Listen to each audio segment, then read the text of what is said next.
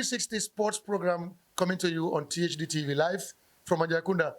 I am back. If you are joining me for the first time, my name is Haji Drame, and thank you for coming along. Before I go any further, like we always said, this is a platform that looks at the lives of Gambian sportmen and women who have done very well for this country. We'll be back with our guest this week. I'm sure you're going to find it a very interesting program because we're talking to one of Gambia's finest. But you can follow us on TikTok, YouTube, and also on Facebook.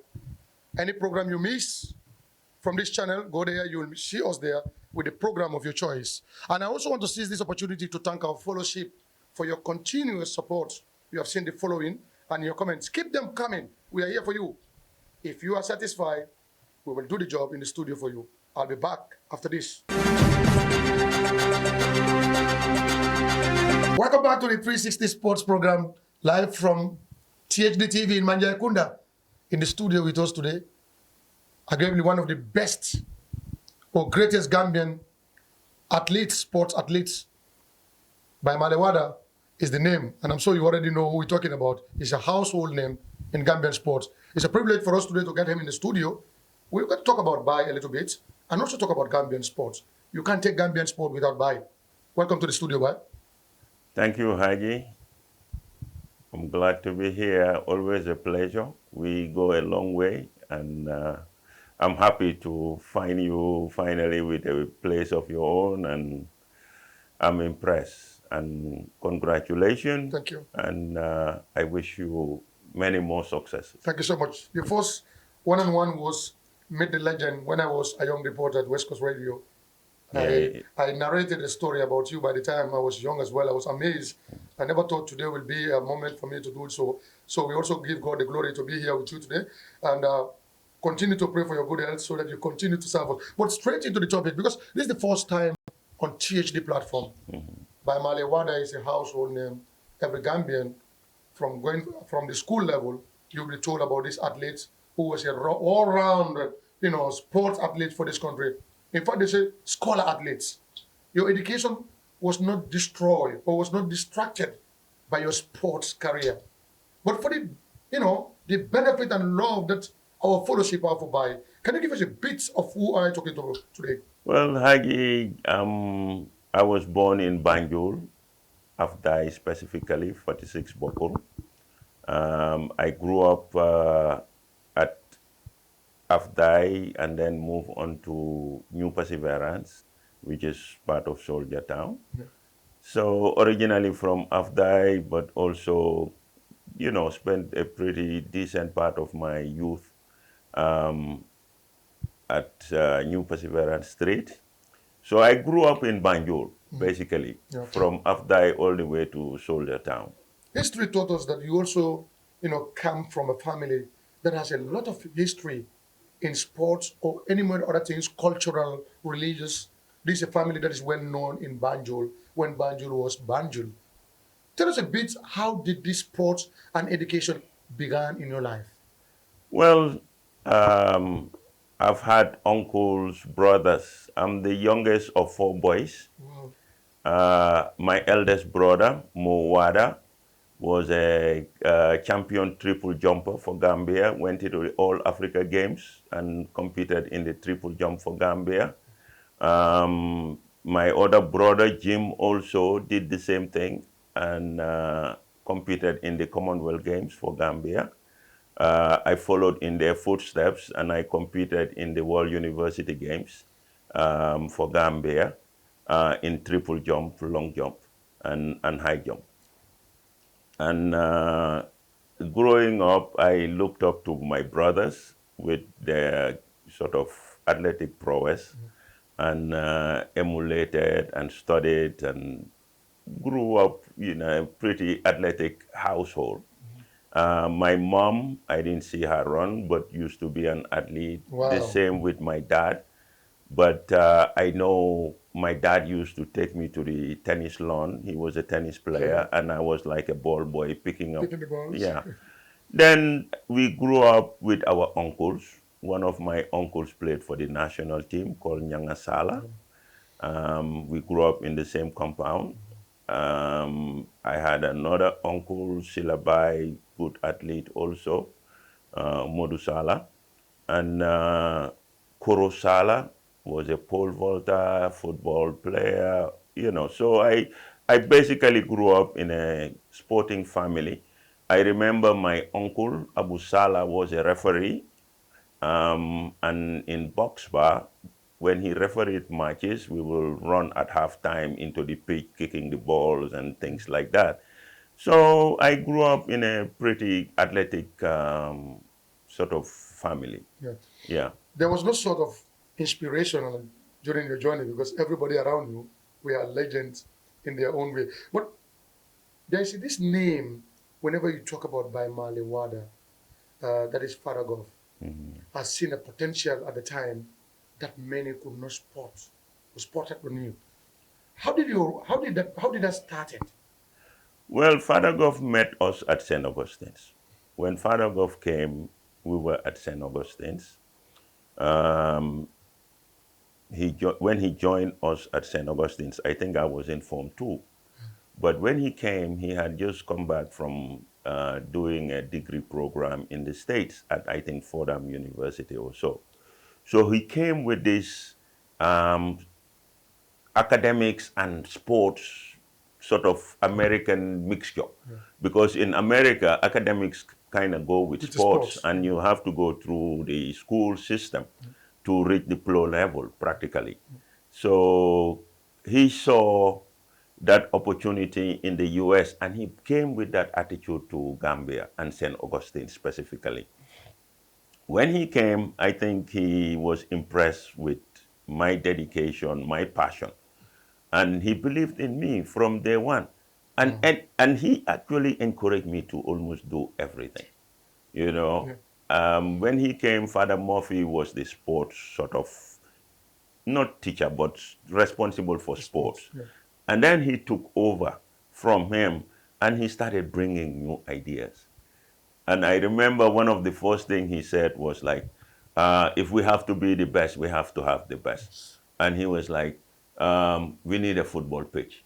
Wow. And it was swamps behind the school. Schools. And he was like determined to transform that place into a football pitch, you know, for us to be able to have a football pitch. Because we used to mostly play around the schoolyard, which was more gravel, people getting bruised every time they fall down and so forth. And it's like, this is not adequate. We have to have a good pitch. So we started trying to transform the swamp into a football pitch. So we brought, he was like tons of sand. And then we planted a lot of grass and watered it every day. But because it was swampy, the salt will come up and kill the grass. So, you know, I mean, but he sort of instilled in us at the time that we were the best. And we needed the best facilities, we needed the best players. So he was, at the time he came, started recruiting. So anywhere he sees any good athlete, he will give you a scholarship at St. Augustine's, which is an American thing. That's the kind of motivation. Yeah, that's what happens in America. Coaches go out, they recruit good players, and then they offer them scholarships. So the schools that offer more scholarships gets the best players, and the schools with the most money gets the best players. So Goff came with that thinking that we didn't understand, for me, until I got to the States and I understood the thinking.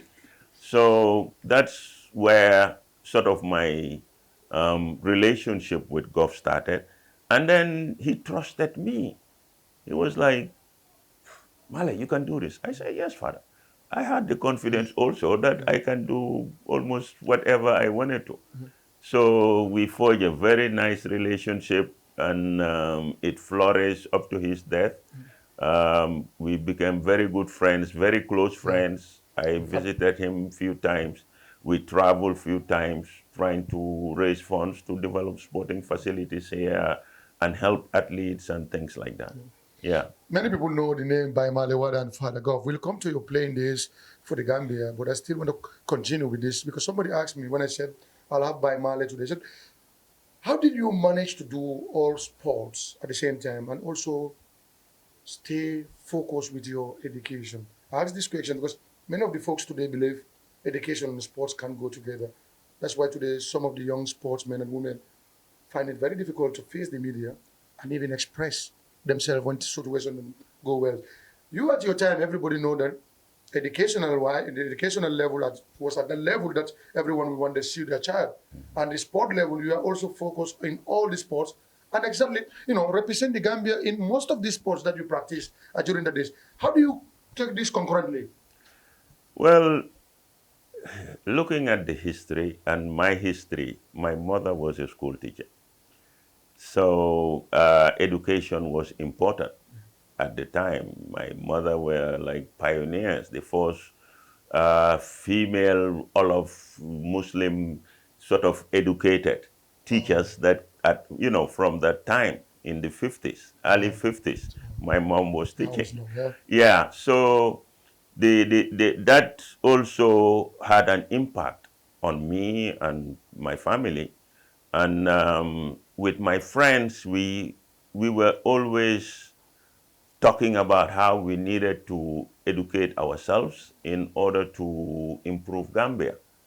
So that was important in our agenda because when we sat and, we were in high school and there were only 2 high schools. Yes. So to get in was competitive. So if you really got into high school, you've earned, that kind of thing. And with the 2 high schools, um, government was encouraging students and giving out scholarships to the top 20 sort of primary school students that took the common entrance those days. So I happened to take the common entrance second time, and I was second or third in the Gambia. Wow. So throughout my high school, I had a scholarship, a government scholarship, where they give you free uniform, books, tuition, everything taken. So my parents didn't have to pay. So I said to myself, if Gambia is doing this for me, I owe Gambia, to really make sure I excel with my education because I practically got free education in high school. So that gave me that sort of desire, that commitment that I needed to educate myself. Plus, for 3 years in a row, I was the best math student at St. Augustine. Wow. And Father Flynn would pick me up Saturday mornings when I want to go and play football with him and Millard. Millard was the math teacher at Gambia High School. The 3 of us will sit at the classroom, split the board, come out with issues and problems, mathematical solutions, and so forth. So that sort of, was like, hey, I owe to, I need to improve on my education also, not just my sports. So I dedicated time to my education. And going to America on a scholarship at a very early age. I celebrated my 18th birthday in America, in university, which was rare in those days. Yeah, but like I said, it motivated me, and I told myself, hey, I have to commit to this. Even though I love sports, I wanted to do sports, I also felt I needed to commit to my education. Yeah. This tells how focus is important in one's life going forward. It seems like before even going for your university, the name is already outside the Gambia. You started representing at the age of 16. How did that come about? It's too young at the time to see an athlete representing the country, especially in that generation. Yeah, but again, from like 11, 12 years, I'm training with Real. So the Real Bandul started from your 11 years? Yeah. I was like training with the team every day. We would run 4, 6 miles from Banjul at that age, and I followed them. So I was like, I dedicated my time and efforts at that time to be a good player, a good footballer. But because also the easiest position to play is goalkeeper. Goalkeeping. Or that's where Yes. you didn't have too much competition. Competition, yeah. Yeah. So I was like, I want to play. I want to play. So I'll play goalkeeper anytime, Yes. just to be able to play. And I used to play with people much older than me. So that's where it started. So your career started with goalkeeping? Yes. I was the national goalkeeper at 16 after my brother Jim left for studies, left for England. I was the national keeper until for a year. Then that's when I left at 17. I left for the US. But the story I tell people Yes. is that when I was the national keeper, I was going to St. Augustine's. I was in school. That's a schoolboy international. Yeah. So what happened was we used to camp at Yundum. Yundum, where you have the barracks now, used Yes, to the be Yundum Yundum barracks. College. It Pardon used me? to be Yundum College. Oh, that's at where the the time. college used to be? Yeah. Okay. At the time. So we will camp there at the college. So we will train in the morning, and then they will drive me to St. Augustine's to go to school. And then they will pick me up at 2 o'clock or 3 o'clock from St. Augustine's and drive me back to Yundum. And then I trained in the afternoon and slept in Yundum. So for the period of the camping, sometimes it would be 2 weeks, 10 days, 15 days, that kind of thing. I would be practically not living at home, but coming to school every morning from Yundum camp. So that's basically how it started. But then we had in 77, Yes. we were just, nothing was happening. Then we got a call that we have to go and play in Ghana. Yes. So we only trained a couple of days. And then we flew to Ghana. We played in Ghana. We were beaten 7-1. Wow. And I was the goalkeeper, and I conceded all 7 goals. But I didn't say anything to anybody. But after that game, I told myself, listen, I'm not going to play goalie and getting 7 into my net all the time. Yes. I'm going to be a striker and putting 7 wow. in people's net. so this is where the story began. Huh? That's where Wow. I decided, or that's when I decided. So Ghana was hosting at the time. In 78, they hosted the Africa Cup of Nations. Yes. So we had given, that was a test match for us to give them. Yes. So when we returned, I decided I wasn't playing goalkeeper anymore. But I was also goalkeeper for Real. Yes. And Lindoor was playing for Wadda. Real and the Gambia at the same time. Sorry? You were goalkeeper for Real and the Gambia for the same time. Yeah.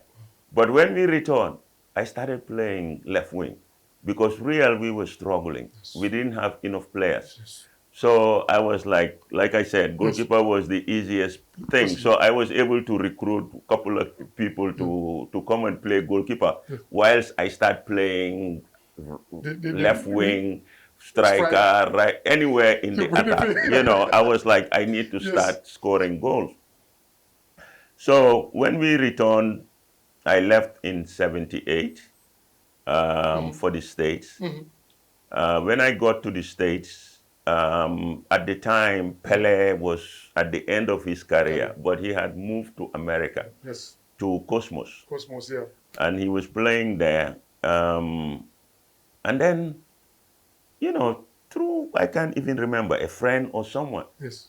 He said, see this guy, Pele, he's a fantastic player. I said, yeah, I know. He said, I met him. He's done a training firm called Master and His Method. I said, Master and His Method. I said, okay, let me find out about it. So I found out it was a training firm that Pele did, and a little of his history, Master and His Method, and Pepsi Cola sponsored it.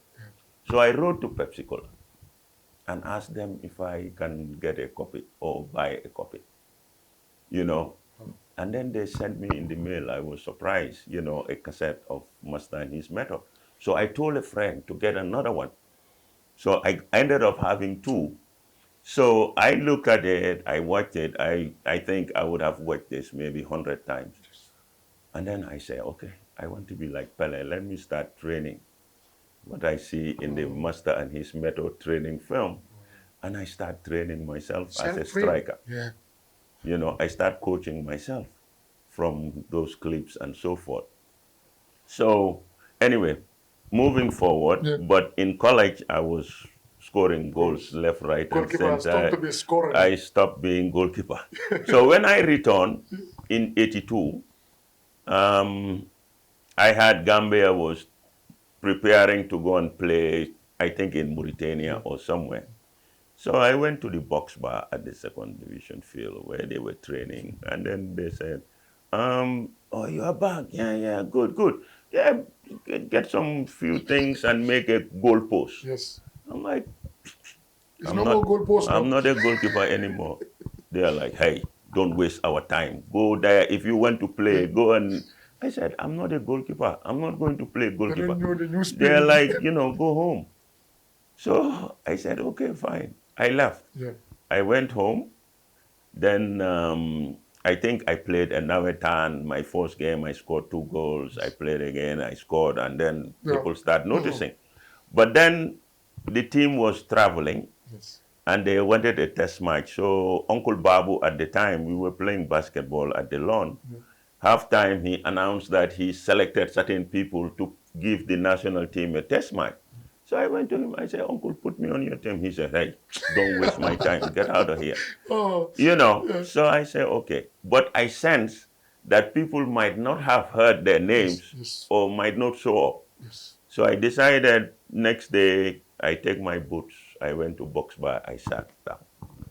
When Uncle came getting his team, he didn't have enough people. I said, Oh, "Uncle, I I'm have here. my boots. My boots I'm here." everywhere. He said, "Okay, So get in. patient. Get in." Yeah. So I got in, we played, I scored 2 against the national team. They beat us 4-2. So Kaba Jala was the coach at the Kaba. time. Yeah. So he called me aside. He said, "Sumaraka, it's late now to take you, but when we come back, you come for training." So that's how Already. so that's how I got back onto the national team as a striker, and the rest is basically history. But that momentum in you, because you came with all, the expectation from your end at the goalkeeping side, but you still keep your calm to believe that there's a new mission that you want to, expose yourself into. How was the atmosphere at the time within the, in terms of competition between players? How was it? How was the competition level at the time? Well, it was high, but I was way ahead of most of the players at the time.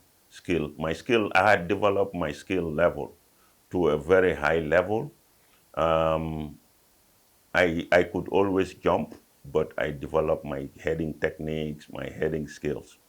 I improved my shooting skills, my first touch, my control and all these things, because I learned these things from like the master and his method. Yes. How important for a striker it is to be able to jump, to be able to head, how to jump, how to head, how to be in control, how to shoot using both feet, how to pass, how to dribble. All these things was sort of explained in this video that I watched and tried and tried and tried.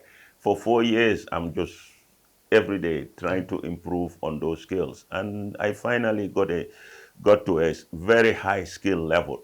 A lot of people used to say, you cannot play football. You are just cleverer than the kids. But, I'm like, that's all part of the whole thing. You need to develop your skills. You need to develop your confidence, which I had a lot of, that I was practically unstoppable. But this all, like I said, after conceding 7 goals, I was like, no, I'm going to be scoring, 7 to people, not people scoring me 7. Yeah. And that was my motivation to improve my skills and to learn and develop myself as a striker.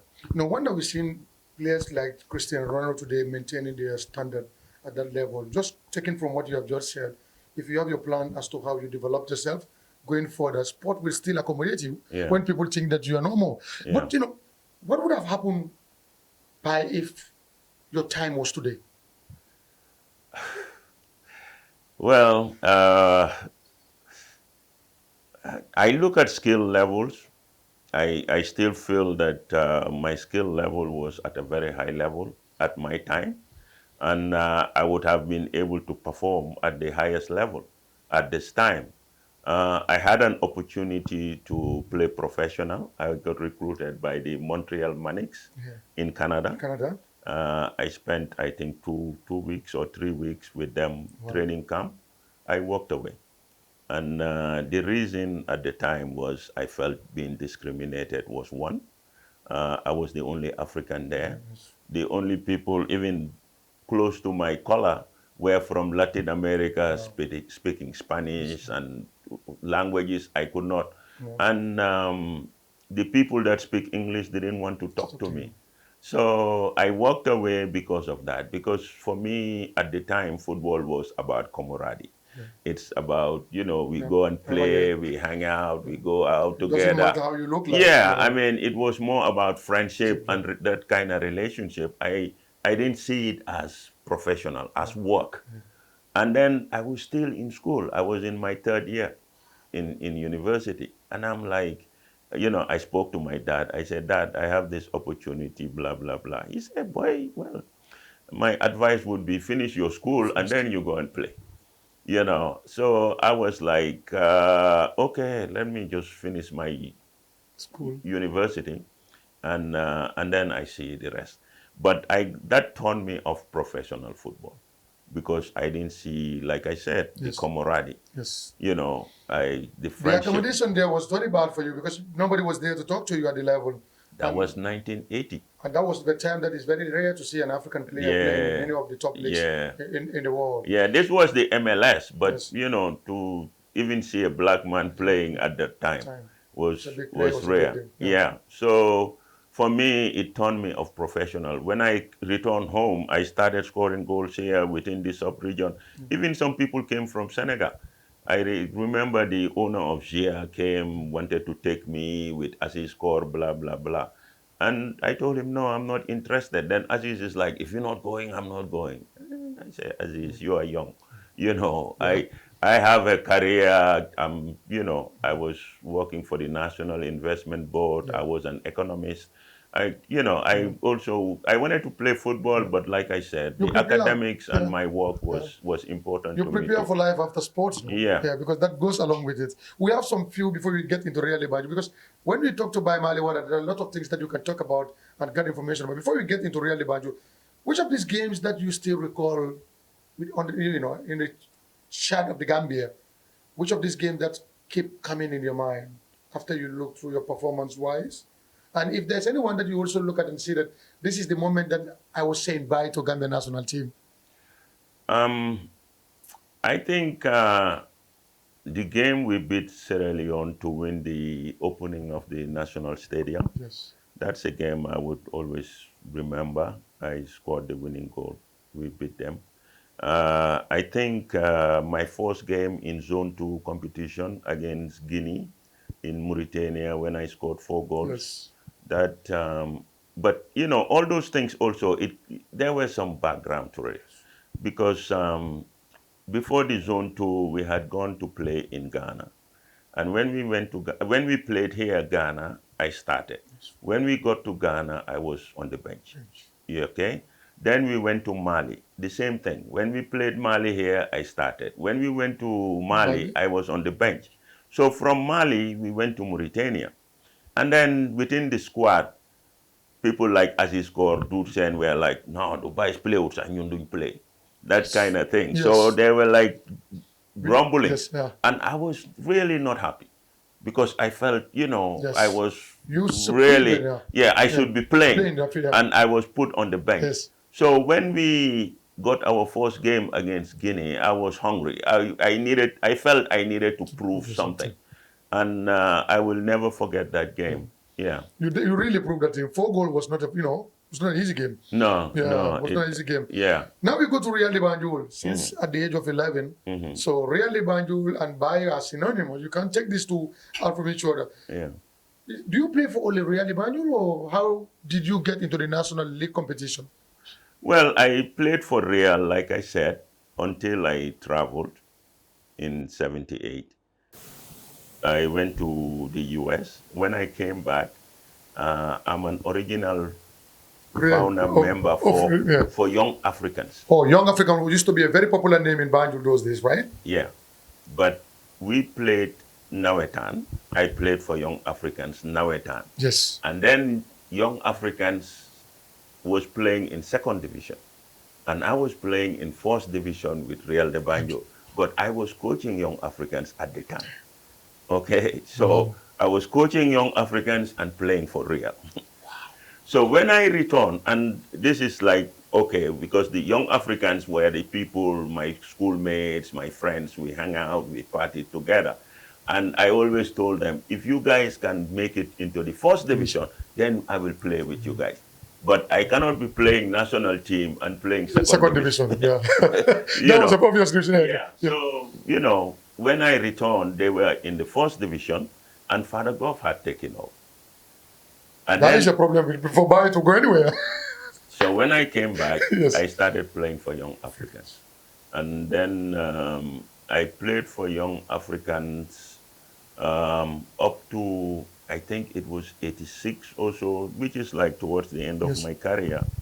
And Walidan were going to play in the African Club Championship in Sierra Leone. Yes. So they recruited me. So I played for Walidan for that period. Yeah, but then 86 was towards the end of my career, and it was basically, I felt that I was being discriminated in a sense at the national level. National level. Yeah, because actually I was seen as a stubborn, difficult person at the national level. Is it because you were speaking your mind? That's what it is. So every time I opened my mouth, I was in trouble. And I was like, listen, anything I'm saying is because I want us to win. And I thought at the time we had not the golden era of Gambian football, but we had skills. We had good team. And we were just in the margins. Like we would play Senegal, which was basically one of the best teams within the region, sub-region here. You know, yes. And they will always beat us. Yes. And some of it was psychological. Psychologically. Okay. Yes. We were a better team than Guinea. We gave Malleh a tough time. We will beat Mauritania hands down, Guinea-Bissau hands down. So we only had like Senegal and maybe Mali to, you know, Sierra Leone we will beat. So we were like, for Gambia, I think we were at our best within the eight country conference of Zone 2. And I wanted to win so badly. Yeah. So you want to finish your career with something. Yeah. Yes. Every time I saw things that were not good for the team, I'll point it out. And every time I point it out, they're like, he's indisciplined, they kick me from the team. And that hurt the team more. You know, so when we hosted the Zone 2 in 85, I was in England going to school. But I was training daily. And this was winter time because this was in January. So all of December, I am training hard to come and play. I was doing extra classes so I can get away to come for the Zone 2. Until last minute, I was told, no, we can't select you. We don't need you. And we lost the Zone 2. So that really... That was a bad fear. They should be giving you a fitting way of hanging your boat with something that you can play part. That's what I'm saying. So when I came back, 86, I started losing interest in the football because I was like, you know, we've had opportunity to be champions. Yes. But I don't know why we, you know, you had the best striker and you don't want to utilize him. So I could not appreciate or understand that. And it demotivated me.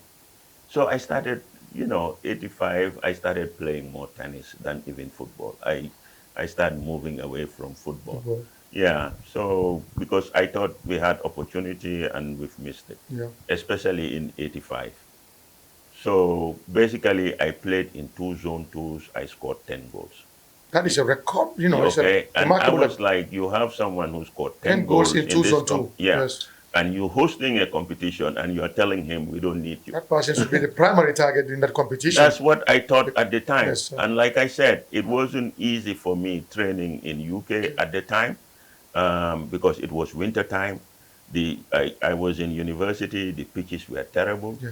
The weather was terrible, Terrible. but I was out every day training. But when they That is sort of love for tell country. me- yeah, they told me we don't need you. It killed me. Yeah. That's kind of killed my football career for Gambia, honestly. Soon we come to the coaching because you never let go of what you want to do in the future. Yeah, there are a lot of things that you do in coaching as well. You become the first Gambian to coach in Kenya, in Nairobi City's Stars. You coach them. We'll come to that momentarily. But after 50-something years of trying, Gambia got the qualification to play in the Africa Cup of Nations. But that doesn't also go with your intervention or your contribution because you coach a lot of players along the way. You help a lot of teams along the way. Some of those players were part of those setups. How do you see that time? Did it bring your minds back to the days that you used to do all the kind of sacrifices to play with Gambia with empty pockets? Sometimes you go with without even the proper boots. Yeah, I mean, like I said, I look at things over these years, like you said, 50 years of being involved with football in Gambia and so forth. And, there's been transformation, there's been improvements here and there and so forth. But for me, I've always been dedicated to Gambia and to sports. In 92, when I came back home from my studies, first thing I did was started an academy. I was the first one to start an academy. I got Parfait to coach them, the Ibusilas, the Baba Yes, And for me, it was about nurturing young people, young Gambians, to get to the levels and beyond that I had gone to. And that was the reason for me starting up an academy at the time. But even there, I wanted to take those kids to the America Cup in Dallas, Texas. And I was spending my money on them. I was looking for sponsors, blah, blah, blah. The association at the time refused to sign and stamp their registration fee, sort of forms. And I was like, why? And they were like, Sumaraka, we don't know what you are involved with. What? I said, I'm not related to any of these people. That would have given us a golden opportunity. I wanted to give these kids a better opportunity that I got. And I wasn't related to any of these people. So I concluded after a while that we didn't want to win. And that's part of the reason we haven't won, because we all don't have the same intentions. I'll stop there because what happened is, I think many people will understand from this interview that we've not been seen by getting too much at that level at the time. So there was a blockage. People were scared of what you can do for football in this country. Because if you have that opportunity to take somebody, young group of players who could be potential athletes that could take Gambia to the other level, and just a stamp to deny that. For the association to recognize that this is a team coming from Gambia. Just the GFA at the time, stamp and signature by Secretary General or whoever, for me to process this thing with these people. But that was it. Yeah, they lost that opportunity. I took the kids a few times to Senegal, invited teams from Senegal, paid their transport, hosted them at the stadium and few other places. But like I said, I was committed to help and develop football and develop these kids in Gambia. So I tried. Coaching, you venture into coaching to give back to this young generation that were coming. Real Banjul was one of the teams that you coached. You went to Kenya. I remember the first time we seen a Gambian coaching in that level. When you look at your coaching career in and out of the Gambia, how do you see the players that pass through you today? How do you look at them today? Yeah, I mean, I moved to UK Yes. in 2006 with my family. Yes. My son loves football, so I was coaching. I got him on a team. And I was coaching a team in England and started my badges in England, with the FA to get my coaching license.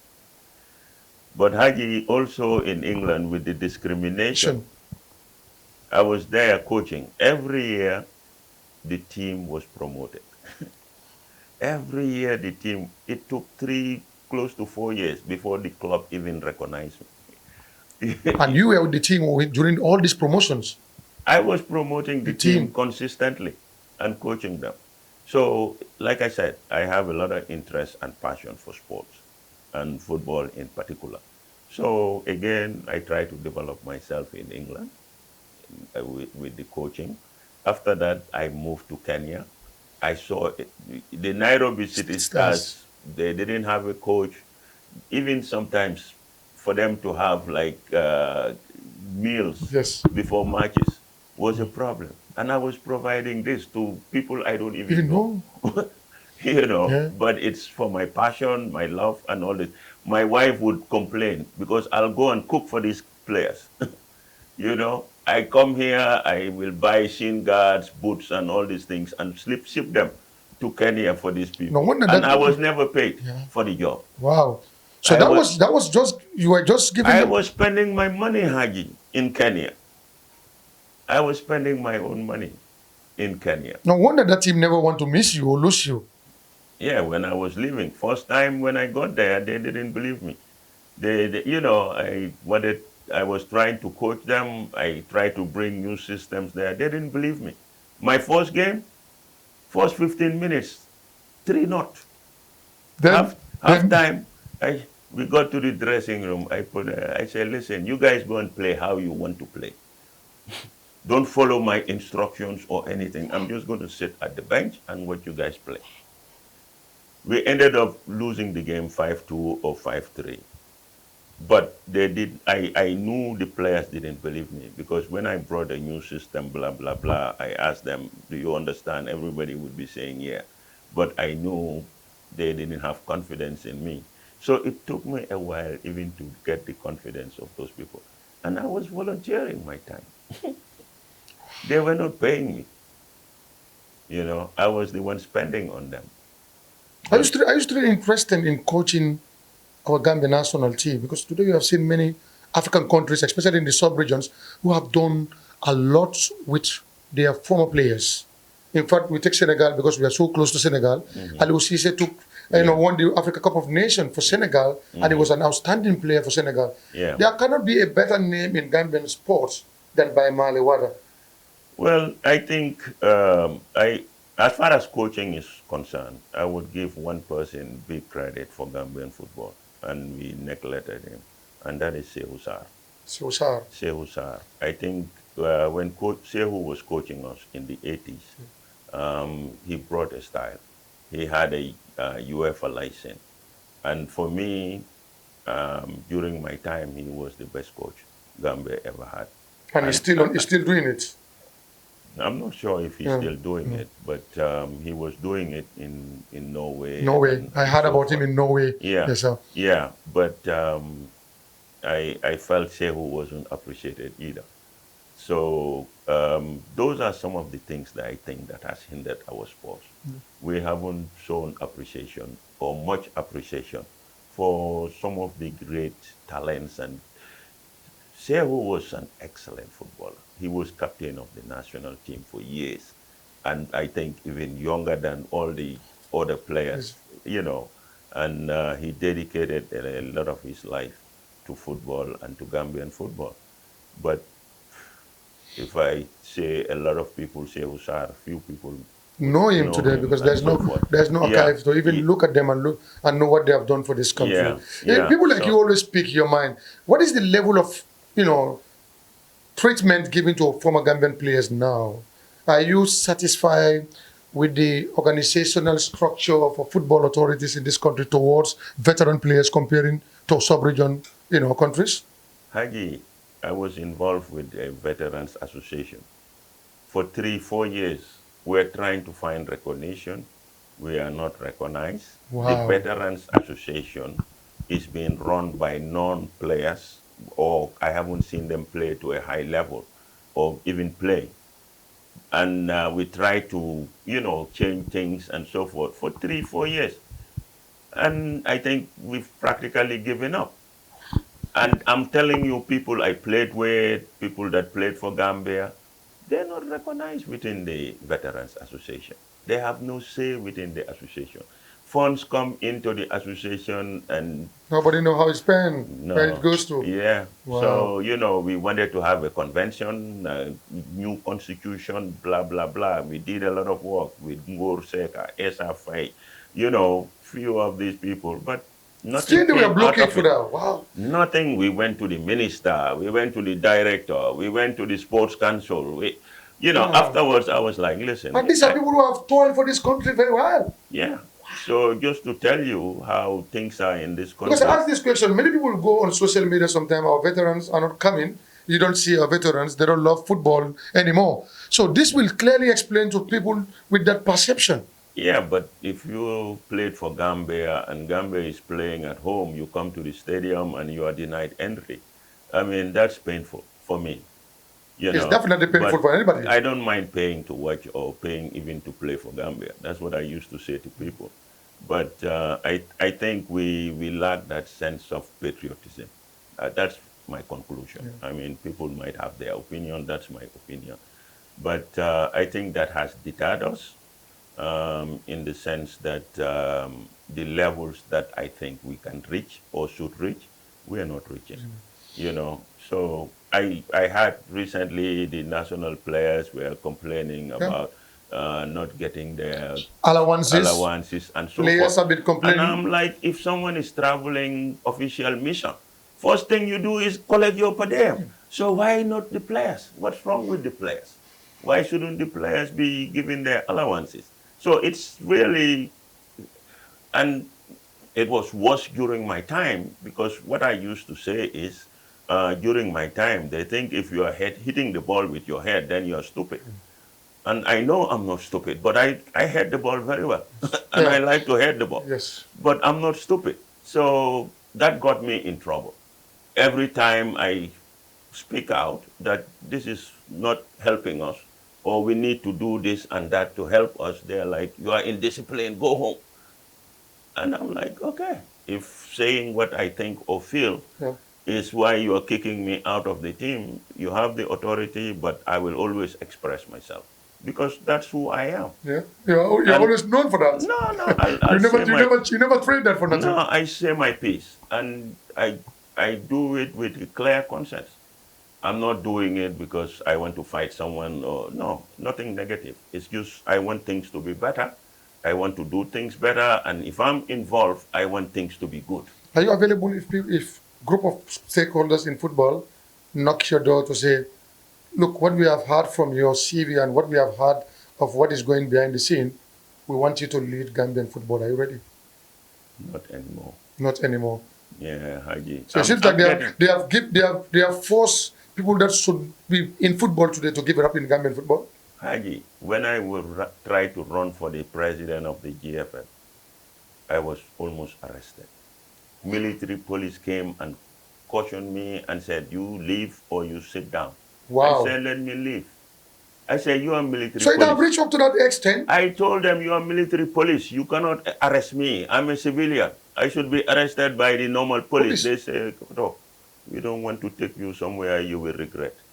I said, fine. Me, I came to play. Let me go home. If I cannot play, I don't want to go to prison. This is an interesting information, huh? It was here. I mean, it happened. Wow. I have witnesses. I won't stand here. And we know. No, we know. You know. No. So you have all reason to give them the space. So yeah, I said, fine. Let me go home. Right now, I don't think I have the energy or I can, the motivation. Yeah. Back then, I had a lot of energy. I had a lot of motivation. I went all the way to Basel. I tried to sell a program. I tried to convince people that I can lead, and I have led successfully before, and I have a good track record. But like I said, I was almost in jail. So right now, no interest. I don't have the energy. Finally, let's talk about Really Banjul. They have already signaled me. Really Banjul, your coach, Really Banjul.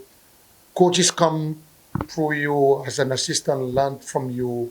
I'm talking because we are going to mention the present coach, Ibrahim Ajata, was under you as a coach. you go to Real de Banjul, guide the direction of Real de Banjul. By the way, what is your general, thoughts about the management and style of Real de Banjul today? Well, I think we're the best team, management-wise, coaching-wise, everything in all aspects. Because again, Haji, this didn't happen incidentally. It involves work. And at Real, we've had a plan and we've been trying to implement the plan. I have been involved in this. And I'm not taking credit for anything, but I have been involved. Yeah, we know. And I have contributed. Yes. So what you are seeing right now, there is a lot of background work that's been involved, and a lot of people dedicating time and effort into getting Real de Banjul to the level it is now. I'm not taking credit in any of this, but I have been involved.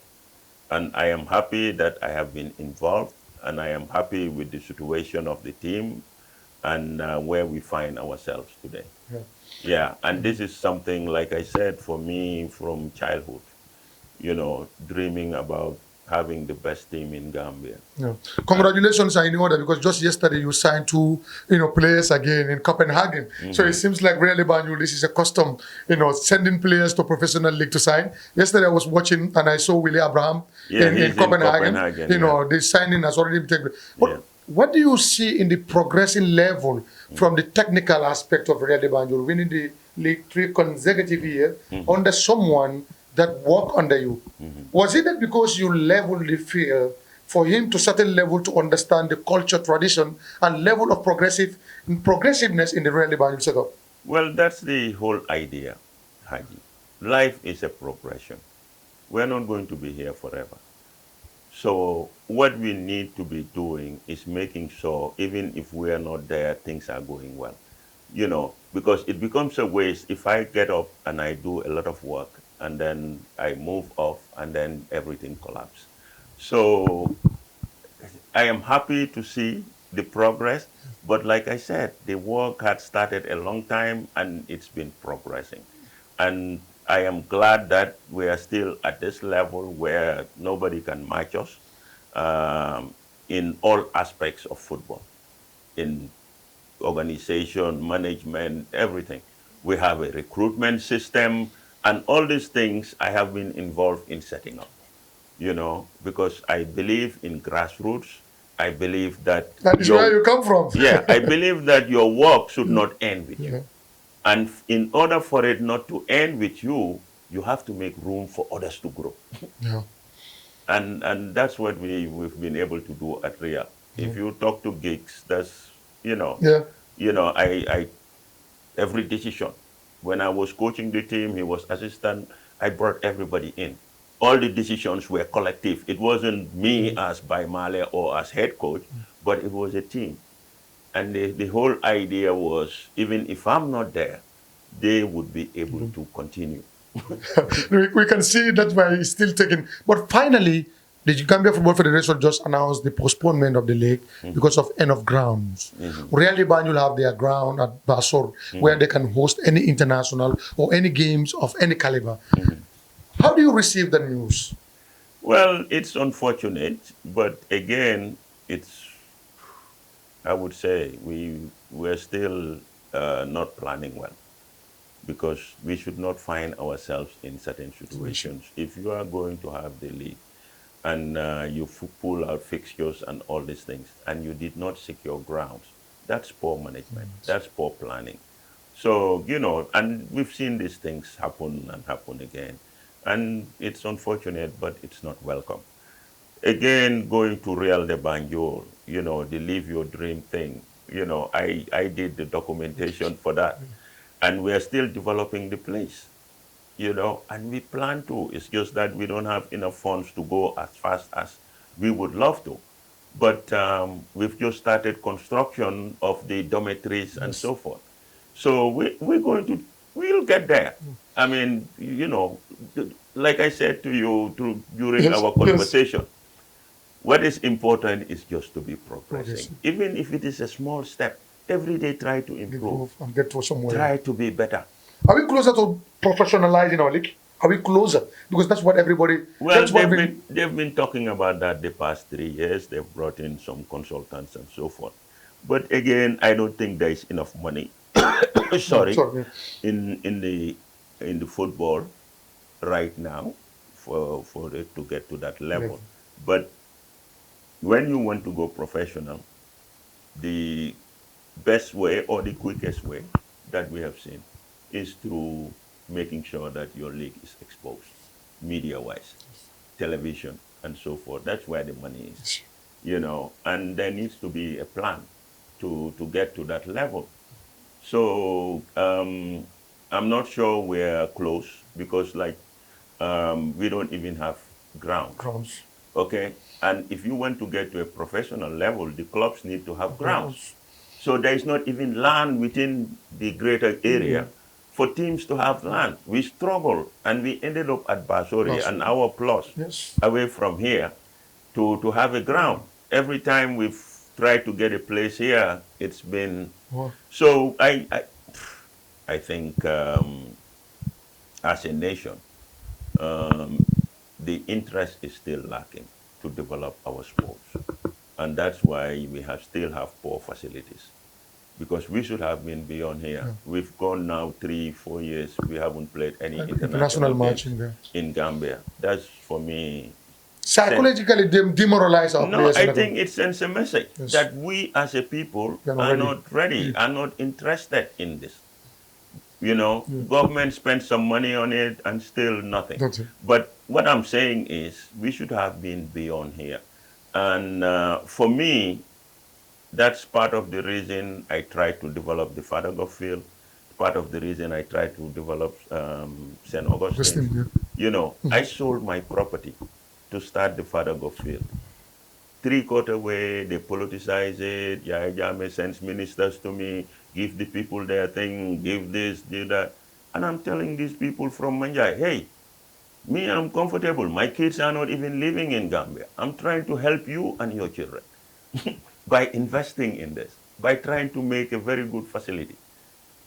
Because how it started was some kids came to my house and said they wanted to name their team after me and let me buy them jersey. I said, where do you play? They say, Manjai Field. I went there. It was all mud. These kids were always dirty and muddy. And I'm like, no. You want to name yourself after me, you have to have the best. And it recalls back Fadagoff. I remember that. I remember the pre-processing of that. That's what I'm saying. Yes. Okay. It reminds me of Fadagoff trying to do the football pitch at St. Augustine. That's the challenge I took. I'm like, if an Irishman can come to Gambia and take this challenge, why me as a Gambian living in Manjai not take up this challenge? I was there when you were inaugurating that stadium. I was sitting there as a young reporter. Ministers everywhere, Yahya Jammeh, youths from Manjai, everybody. I put signs, they come and break it. I name pavilions after, people involved in sports. They break the plaque. And I'm like, for what? I'm trying to help you people. I don't need to do this. But for my love and passion for Gambia, I will go all the way without hesitation. I feel that's what is lacking. We lack the patriotism. I totally agree to say that we saw the sign that we are not ready to move. We're not. Yeah. Gambia has been a very great interview. Like I said, it's never enough to talk to a legend. A legend has a lot that us in this generation can learn from. But this is not the last encounter by Malleh Wadda. We will visit him home, talk to him in another day for a greater perspective of what you need to know about him. Because we cannot talk about all that he has done for this country. We saw a little, though we have not seen much playing, but we have seen when he was involved in developing structures and encouraging young people to go. But this is a program that will always look for people like Malleh Wadda in this country. At Gambia, let's respect those people that have toiled very hard for this nation. They set the pace to where we are today. Like I always said, if these were players today, would have more than 100 or 700 professionals who would be playing in top leagues in the Gambia. Because their style of play, their skills is equally to none in this generation. Koto, what's going to be your final message to the Gambians? Well, Haji, I'll thank you first for this opportunity and to see you having your own place. Like I said, I've seen you Thank you so much. take the steps Yes. and keep climbing. You've done well, and I'm happy to see that. Thank you. My message is always the same, Haji. For me, Gambia is all I have. And I love Gambia more than anything else in this world. And I will always try to do my best to make Gambia better. And I encourage everybody to have that attitude as far as Gambia is concerned, because I feel it is lacking and it is getting even worse in the sense that I think our patriotism, our desire to support and encourage each other is lacking. And if we are to have a better country, we all need to work better for the Gambia, instead of better for ourselves. And for me, all I have is Gambia, and I'll give Gambia all I have. All I have is for Gambia. And like he said, he has always been there to give it all to the Gambia. Join us next week for another edition of the 360 Sports Program with me, GFF. I've been the host, and I want to thank our guest by Malleh Wadda. Like I always said before the start of the program, he's Gambia's greatest all-round sports athlete. He has been in all, and he has seen it all. Until we come your way, please go and join us on YouTube, Facebook, Instagram, and Twitter. You will be the wiser. Until then, have a peaceful afternoon.